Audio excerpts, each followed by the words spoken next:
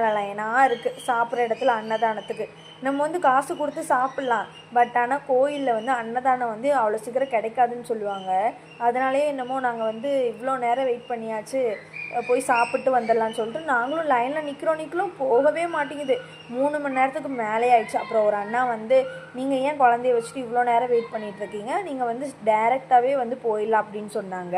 அப்புறம் வந்து அங்கே அன்னதானத்துக்கு வந்து தனியாக வழி இருக்குது. அந்த வழியிலேயே நம்ம வந்து குழந்தைங்களாம் வச்சுருந்தாங்கன்னா தனியாக போய் சாப்பிட்டுக்கலாம். உடனே போனோடனே சாப்பிட்டுக்கலாம். சாப்பிட்டு வந்தால் அந்த வெயிலுக்கு வந்து நடக்கும்போது சுடும்ல, அதனால வந்து காலுக்கு நடக்கிறதுக்கு வந்து இதெல்லாம் போட்டு வச்சுருந்தாங்க.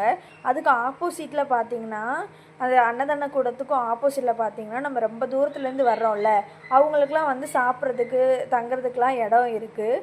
அதுக்கப்புறம் நாங்களும் செப்பல்லாம் போட்டுட்டு வாங்க போய் ஆற்றுக்கு போகலாம் அப்படின்னு சொல்லிட்டு நானும் ஹஸ்பண்டும் கிளம்பிட்டோம். அங்கே போனால் ஒரே பூட்டாக தொங்குது. அது எதனாலேன்னு தெரியல, தெரிஞ்சால் கமெண்ட் பாக்ஸில் சொல்லுங்கள். நான் கிளம்பி ஆற்றுக்கு போயிட்டோம். அங்கே போனால் அங்கே நடக்கக்கூட வழி இல்லாமல் எத்தனை பேர் பாருங்களேன், அங்கேயும் சரியான கூட்டம்.